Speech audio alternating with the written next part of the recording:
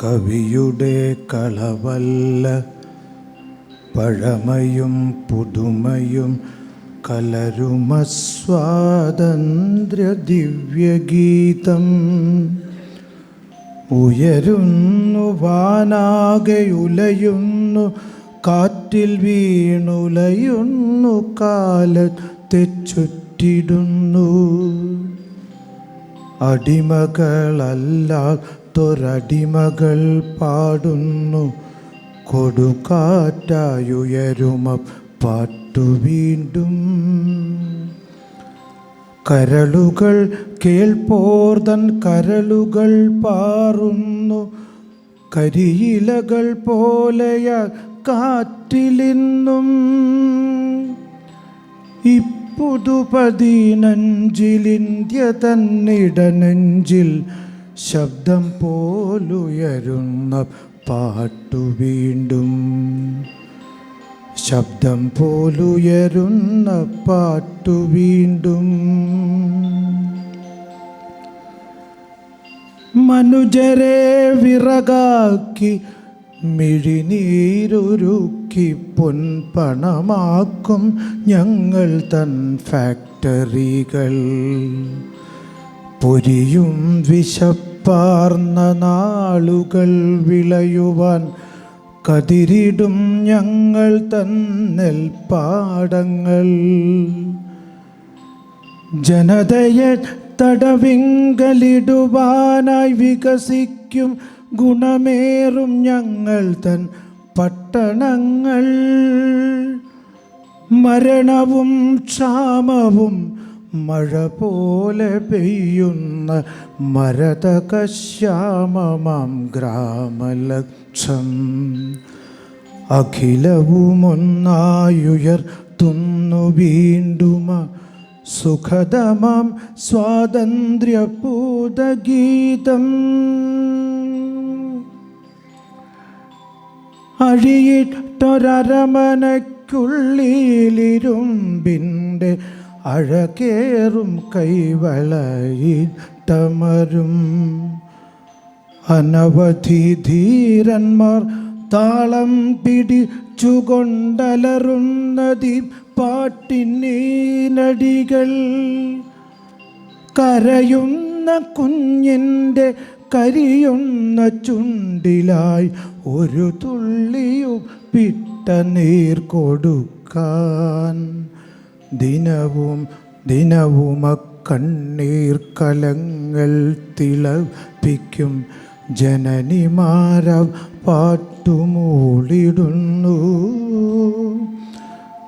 മലകളും കാടും പ്രതിധ്വനി നൽകുന്നിതലകടല പാട്ടുമൂളിടുന്നു.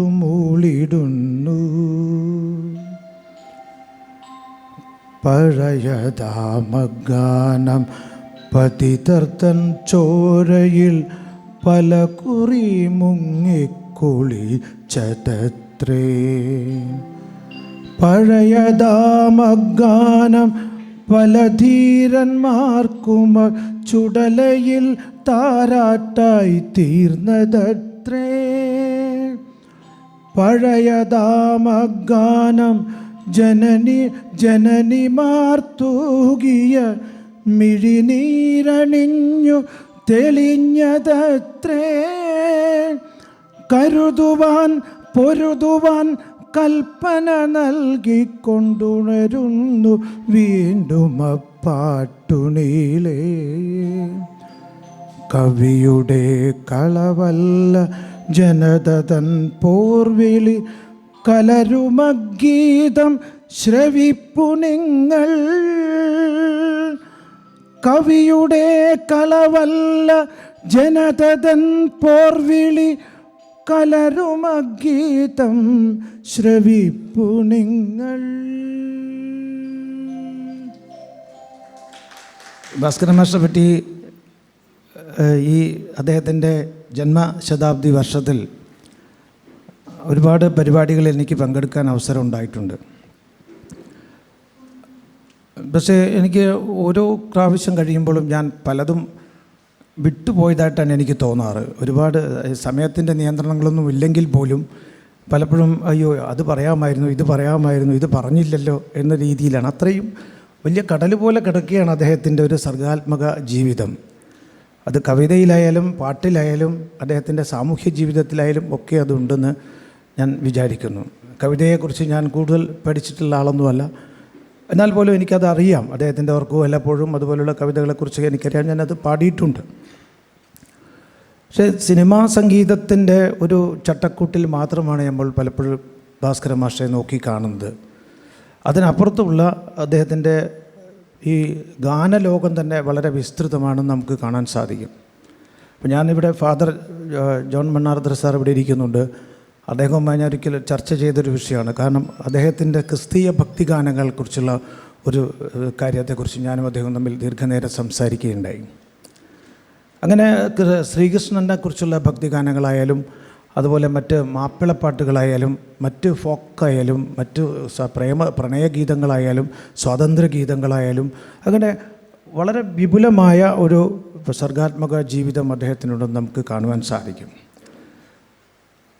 മറ്റ് പല ഗാനരചയിതാക്കളും നമ്മുടെ വയലാറായാലും ONV ആയാലും ഒക്കെ നമ്മുടെ സാമൂഹ്യമായ ഒരുപാട് കാര്യങ്ങൾ കൈകാര്യം ചെയ്തിട്ടുള്ളവരാണെങ്കിലും അവരുടെ കവിതകളിലും പാട്ടുകളിലുമൊക്കെ ഒരുപാട് സാമൂഹ്യ വീക്ഷണമൊക്കെ ഉള്ളത് ആളുകളാണെങ്കിലും ഭാസ്കര മാഷെ സംബന്ധിച്ചിടത്തോളം അങ്ങനെ ഒരു ജീവിതം തന്നെ നയിച്ചിട്ടുള്ള ഒരാളാണ്.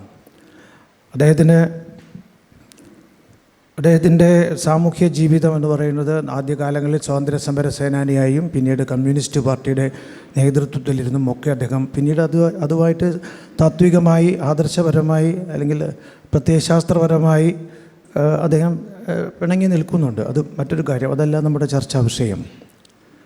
അപ്പം അങ്ങനെയുള്ള ഒരു പ്രതിഭാശാലി ഓരോ കേരളത്തിൻ്റെ ചരിത്രഘട്ടങ്ങളിലെല്ലാം ഓരോ ചരിത്രത്തിൻ്റെ ഓരോ വഴിത്തിരിവുകളിലും ആ സമരങ്ങൾക്കൊപ്പം അല്ലെങ്കിൽ ആ ഒരു ആശയങ്ങൾക്കൊപ്പം ഭാസ്കർ മാസ്റ്ററുടെ പാട്ടുകളും ഉണ്ടായിട്ടുണ്ട് എന്നുള്ളതാണ് അദ്ദേഹത്തിൻ്റെ ഒരു പ്രധാനപ്പെട്ട കാര്യം. അത് നമ്മൾ പഠിക്കേണ്ട ഒരു കാര്യമാണ്. ഇപ്പോൾ പുന്നപ്ര വയലാർ സമരം നടന്നു കഴിഞ്ഞ സമയത്ത് ഈ ചെറുപ്പക്കാരൻ അവിടെ ചെല്ലുന്നു, എന്നിട്ടാണ് വയലാർ ഗർജിക്കുന്നു എന്നുള്ള കവിത എഴുതുന്നതൊക്കെ നമുക്കറിയാം.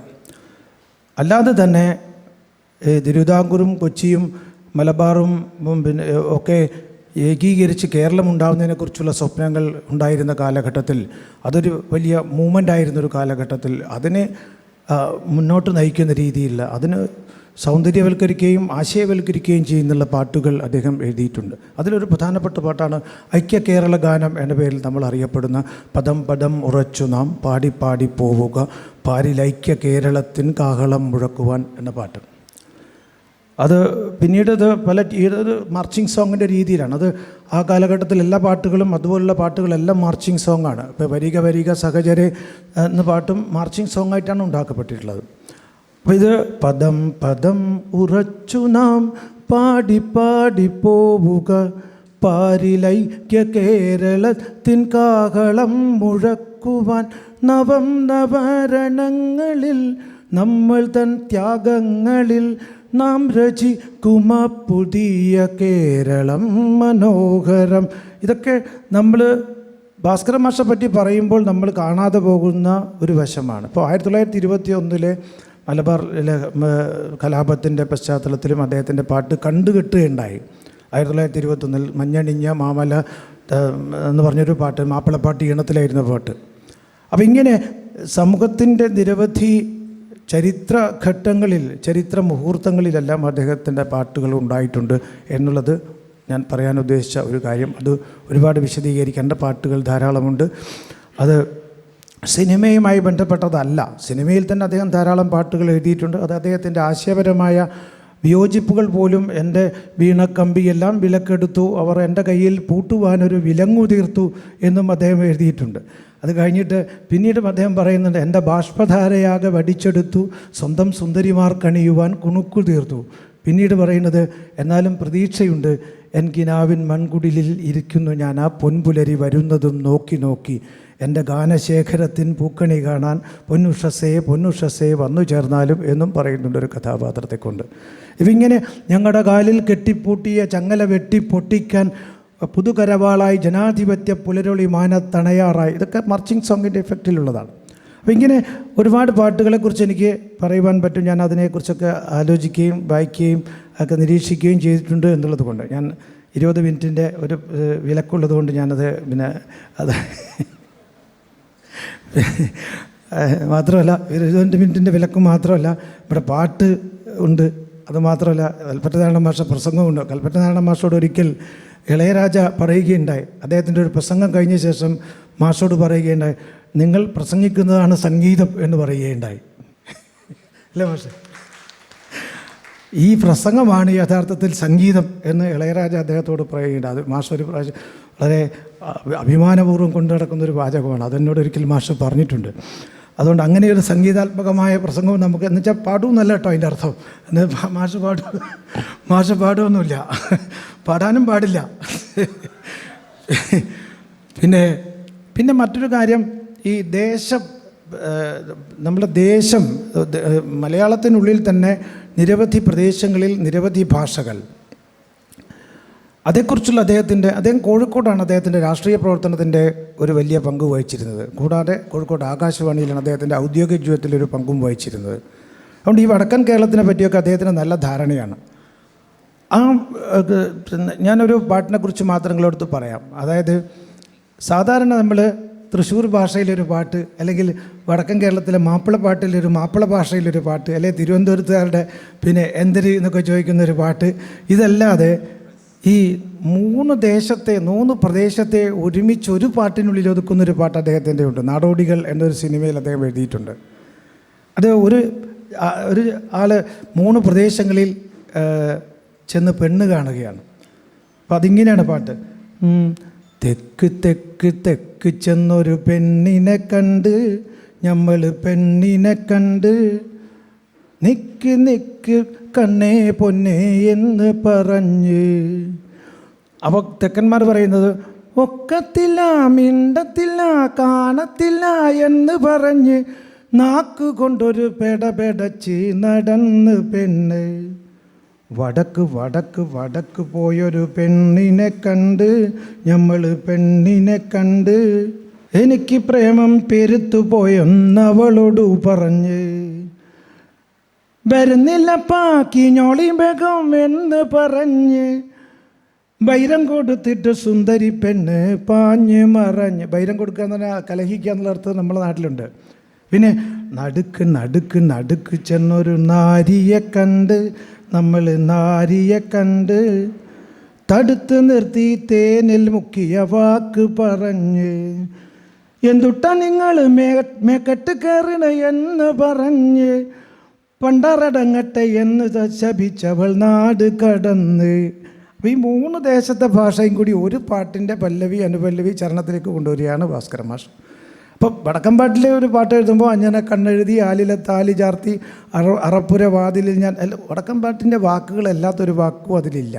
കായലരികത്ത് എന്നുള്ള പാട്ട് എഴുതുമ്പോൾ എത്രത്തോളം പ്രാസദീക്ഷ അതിൽ വമ്പെഴുന്നിൻ്റെ പുരികക്കൊടിയുടെ അമ്പുകൊണ്ടു ഞരമ്പുകൾ കമ്പൊടിഞ്ഞൊരു ശീലക്കുടയുടെ കമ്പി പോലെ വലിഞ്ഞു പോയി എന്നിങ്ങനെ പ്രാസത്തിൽ എഴുതുകയാണ്. ഇതാണ് കുടവുമായി പുഴ എട്ടാന്നുള്ള അക്ഷരം. കുടവുമായി പുഴ കടവിൽ വന്നെന്നെ തടവിലാക്കിയ പൈകിളി, ഒടുവിൽ ഈ എന്നെ സങ്കടപ്പുഴ നടുവിലാക്കരുതിക്കളി. പിന്നെ ചേറിൽ നിന്ന് വളർന്നു പൊന്തിയ കൂറി നിന്നുടെ കയ്യിനാൽ നെയ് ചോറ് വെച്ചത് തിന്നുവാൻ കൊതി ഏറെയുണ്ടൻ നെഞ്ചിന്. ഇങ്ങനെ മാപ്പിളപ്പാട്ടിൻ്റെതായ ഒരു സംസ്കാരത്തിലേക്കും മലബാറിലെ മാപ്പിളമാരുടെ സംസ്കാരത്തിലേക്കും അവരുടെ ഭാഷയിലേക്കും അവരുടെ താളത്തിലേക്കും അവരുടെ ഇശലുകളിലേക്കും ഒക്കെ മാഷ് പടർന്ന് കയറുകയാണ് ചെയ്യുന്നത്. അത് വടക്കൻ പാട്ടിലായാലും എല്ലാറ്റിലുമുണ്ട്. ഞാൻ ദീർഘിപ്പിക്കുന്നില്ല. ഈ പരിപാടിയിൽ വാസ്തവത്തിൽ വ്യത്യസ്തമായ അദ്ദേഹത്തിൻ്റെ വ്യത്യസ്തമായ മേഖലകളിലെ സംഭാവനകളെക്കുറിച്ച്, ഇപ്പോൾ പ്രണയഗീതം എന്നൊക്കെ പറയുമ്പോൾ വളരെ കണ്ണീരും സ്വപ്നങ്ങൾ എന്നാണ് കണ്ണൂരിലെ പരിപാടിയുടെ പേര് തന്നെ, ആകാശവാണിയുടെ ടൈറ്റിൽ തന്നെ കണ്ണീരും സ്വപ്നങ്ങളും എന്നാണ്. അപ്പോൾ അതിൽ പങ്കെടുത്തപ്പോൾ ഞാൻ ഭാസ്കരൻ മാഷെ പറ്റി ഞാനൊരു പാട്ടുകളുടെ അടിസ്ഥാനത്തിൽ ഞാനൊരു കുറേ ലേഖനങ്ങൾ എഴുതിയിട്ടുണ്ട്. ആ പുസ്തകത്തിനും കണ്ണീരും സ്വപ്നങ്ങൾ എന്നാണ് പേരിട്ടിരിക്കുന്നത്. അത് ശരചന്ദ്രൻ്റെ ഒരു സംഭാവനയാണ്. ഏതായാലും ഞാൻ ദീർഘിപ്പിക്കുന്നില്ല. ഈ ഒരുപാട് കാര്യങ്ങൾ ഓരോ സംസ്കാരത്തെയും എങ്ങനെ, ഓരോ കഥാപാത്രത്തെയും എങ്ങനെ ആണ് പാട്ടിലേക്ക് കൊണ്ടുവരേണ്ടത്, അവരുടെ വികാരത്തെ എങ്ങനെയാണ് ആവിഷ്കരിക്കേണ്ടത് എന്നുള്ളതിനെക്കുറിച്ച് വളരെ നമ്മൾ ഗഹനമായി പഠിക്കേണ്ട ഒരുപാട് കാര്യങ്ങൾ ഭാസ്കരൻ മാസ്റ്ററുടെ പാട്ടിലുണ്ട്. അത് നമ്മുടെ പാട്ടുകാർ പലപ്പോഴും അതൊന്നും ശ്രദ്ധിക്കാറില്ല എന്നുള്ളതാണ് സത്യം. അത് വളരെ തെറ്റായ മഞ്ഞണി പൂനിലാവ് എന്നുള്ള പാട്ടിലൊക്കെ പലപ്പോഴും തെറ്റി ഒരുപാട് പാട്ടുകാർ പാടുന്നത് ഞാൻ ശ്രദ്ധിച്ചിട്ടുണ്ട്. കാരണം അവർ ഭാഷയെ ഇതിൻ്റെ സാഹിത്യത്തെയും ഒന്നുമല്ല ശ്രദ്ധിക്കുന്നത്, അതിൻ്റെ ഈണത്തെയും അതിൻ്റെ മറ്റ് സംഗീതപരമായ ഭാവാത്മകതയെക്കുറിച്ച് മാത്രമേ ശ്രദ്ധിക്കുന്നുള്ളൂ. അതല്ലാതെ ഭാസ്കരൻ മാഷ് കേരളത്തിൻ്റെ ചരിത്രവുമായും കേരളത്തിൻ്റെ സിനിമയുടെ ചരിത്രവുമായും കേരളത്തിൻ്റെ ഗാനത്തിൻ്റെ ചരിത്രവുമായും എനിക്ക് തോന്നുന്നത് ഭാസ്കരൻ മാഷും രാഘവൻ മാഷും ഇവിടെ ഇരുന്ന സമയത്താണ്, കാലിക്കറ്റ് ആകാശവാണിയിൽ ഇരുന്ന സമയത്താണ് ലളിതഗാനം എന്നൊരു പദ്ധതി പോലും ഉണ്ടാകുന്നതെന്നാണ് ഞാൻ മനസ്സിലാക്കുന്നത്. പക്ഷേ അതിനിപ്പോൾ അവകാശികൾ ധാരാളം ഉണ്ടെങ്കിൽ പോലും അത് കോഴിക്കോട് ആകാശവാണിക്ക് അവകാശപ്പെട്ടതാണ്. സുഗമ സംഗീതം എന്നാണ് നമ്മൾ നേരത്തെ പറഞ്ഞുകൊണ്ടിരുന്നത്, ഓൾ ഇന്ത്യ അടിസ്ഥാനത്തിൽ തന്നെ. അത് ലളിത സംഗീതം എന്നൊരു ലളിത സംഗീത പാഠം ഇതൊക്കെ കോഴിക്കോട് ആകാശവാണിയിലാണ് ആദ്യം ഉണ്ടായത്. അതിലൊക്കെ കാരണക്കാരനായിട്ടുള്ളത് എന്തിനെ പറയുന്നു, രാഘവൻ മാഷ് സംഗീത സംവിധായകനായതുപോലും പി ഭാസ്കരൻ എന്നുള്ള ഒരാളുടെ സാമീപ്യം കൊണ്ടാണ്. കാരണം രാഘവൻ മാഷ് ആകാശവാണിയിൽ വർക്ക് ചെയ്തിരുന്നത് ക്ലാസിക്കൽ മ്യൂസിക് വിഭാഗത്തിലായിരുന്നു. ആദ്യം തമ്പുരു ആർട്ടിസ്റ്റായിട്ടാണ് ജോലി ചെയ്തിരുന്നത്.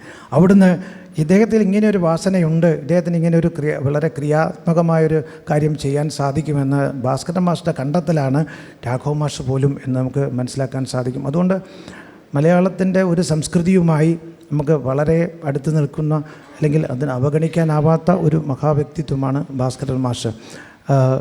അദ്ദേഹം മരിച്ച സമയത്ത് ഇവിടെ ഈ MT വാസുദേവൻ നായരുടെ വീട്ടിനടുത്തുള്ള ഒരു ഹോട്ടലിൽ അദ്ദേഹത്തിന് ഒരു അനുശോചന യോഗം ഉണ്ടായിരുന്നു. മരിച്ചവിടെ തിരുവനന്തപുരത്ത് അത് സംസ്കരിക്കുന്ന ആ സമയത്ത് സംസ്കരിച്ച് കഴിഞ്ഞ ഉടനെ അവിടെ ഒരു യോഗം നടന്നിരുന്നു. എനിക്ക് തോന്നുന്നു അതന്ന് MTയുടെ സൗകര്യത്തിന് വേണ്ടിയായിരിക്കാം അവിടെ വെച്ചത്. അവിടെ വെച്ച് MT പറയുകയുണ്ടായി, മലയാള ഭാഷ ഇല്ലാതായാലും മലയാള സംസ്കാരം അല്ലെങ്കിൽ മലയാളത്തിൻ്റെ കേരളീയത എന്നൊക്കെ നമ്മൾ പറയുന്ന കാര്യങ്ങളൊക്കെ ഇല്ലാതായാലും അതൊക്കെ ഉണ്ടായിരുന്നു എന്ന് ഭാസ്കരൻ്റെ പാട്ടുകൾ നമ്മളെ ഓർമ്മിപ്പിച്ചുകൊണ്ടേയിരിക്കും എന്ന് അദ്ദേഹം പറയുകയുണ്ടായി. ഞാൻ അവസാനിപ്പിക്കുകയാണ്. അദ്ദേഹത്തിൻ്റെ കൃതികൾക്ക്, സമ്പൂർണ്ണ കൃതികൾക്ക് തമ്പി സാർ എഴുതിയൊരു ആമുഖമുണ്ട്, അതിനൊരു അവതാരിക പോലെ എഴുതിയൊരു കുറിപ്പുണ്ട്. ആ കുറിപ്പിൽ തമ്പി സാർ ഇത് അവസാനിപ്പിക്കുന്നത് എങ്ങനെയാണ്, നമ്മൾ മലയാളികൾ പി ഭാസ്കറിന് നൽകേണ്ടതെല്ലാം നൽകിയോ എന്ന ചോദ്യത്തിന് എനിക്ക് ഒറ്റ ഉത്തരമേ ഉള്ളൂ, അത് ഒരു സംഘഗാനമാണ്, മലയാളത്തിൻ്റെ ഒരു സംഘഗാനമാണ്. ആ സംഘഗാനത്തിൽ ഇല്ല എന്ന് ഞാൻ പറഞ്ഞുകൊണ്ടേയിരിക്കും. ആ സംഘഗാനത്തിൽ ഞാനും ചേരുന്നു. നമസ്കാരം.